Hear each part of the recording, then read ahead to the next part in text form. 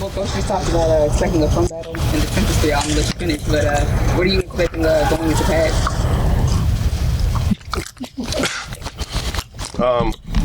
Exactly what you said. I think it'll be a battle. I think we have a super talented D-line and a super talented O-line. Those guys are physical, we're physical. It's a new defensive scheme, a new defensive system. So learning their tendencies, it'll be something that we have to adjust to. But yeah, I think we'll have some battles all camp long. Hopefully we win the majority. In the spring, we've seen the offensive line stay relatively the same. Is there a benefit to that continuity? How has kind of working with the same unit all throughout this process helped? I would say that it's been good. I've never played next to Trevor before, so it's been good for us to have the spring, now, to just get our communication down, get our footwork down, and it's something that's going to have to get improved on every day, especially once we hop in pads, because things change in. The physicality changes, the first and second step change. I'll say it's been good. Me and C's are good. That's my dog. But having a whole new left side, pretty much, you have to learn the communication, how they talk, those types of things. How would you describe how Trevor is doing right now, and how are the two of you sort of meshing together? Yeah, I would say that he's doing pretty good right now. He's got some technical things to clean up, but the physicality it's there. I feel like this transition to the interior is something that has only benefited him and will only benefit this team throughout the season. So he's obviously got growth to do, but I'm very impressed with where he's at right now. Do you expect Devon Gaucho to bring a different level of strength into the one-on-one pass rushes, all the pass rushes when you get the pads on? You haven't faced a nose quite like pass rush. Cool. It's that run game. Yeah. That man he's a double team eater. Big, heavy hands. His forearms are freaking like that. Pass game, yes. Run game, he's a beast. I was just thinking of the drills that are about to start where you have to isolate against him. You don't get help. I'm going to say this, but I'm just going to try not to let him get started. If I don't let him get started, then he can't go. Because listen, he's stronger than I am. I'll tell you that 10 times out of 10. But if I can stop him from going, then I think we'll be all right. They call false starts in that drill or no? No. It can't be. I'm the only one going. I'll snap the ball when I'm ready to. I'll say, I'll figure it out after that. Have you gone against a 3-4 scheme? I mean, back to college, or have you in games? Yeah. I feel like a lot of the guys we faced the last couple of years were 3-4 schemes. Yeah. But getting into it in practice is something that is new. We've never had guys that were considered edges. It was always defensive end. But even we're bringing in a little 5-1 penny front. That's something that a lot more defenses are going to nowadays, but something that we've never seen before in a practice setting. So that's something that it really makes my brain have to work. The brain power has to get going. But it's a good scheme. That's what I can tell you. Speaking of that, I mean, no shortage to the quarterbacks you work with, but if you had your druthers, do you like it when it's your responsibility to make more line calls as opposed to when the quarterback takes that off your plate? I'm indifferent about it. Yeah. I do it because it's my job. If it's somebody else's job, I'm looking to do it. Cool. Have you gotten a feel just for some of the stuff that Staley does that can stress out an offensive line? But what are some of those things that stand out? What I was just saying, that 5-1 penny front, every time I come to the line, it stresses me out. Like I said, more defenses are running it, but it's still something that's not super commonly seen. Like Carolina will run it, Arizona will run it, but that's really all I know. But just getting up and figuring out your points in the run game is tough. And then they disguise the safeties really well. So that stresses me out. So what's that?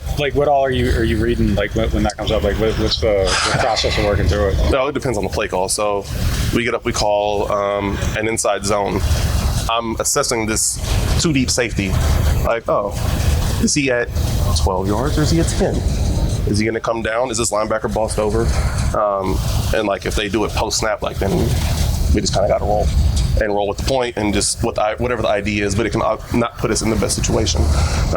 So things like that. The way the safeties are used, are they different than kind of what you've seen in the past, or just that constant movement? Or? Yeah, they're very good disguising.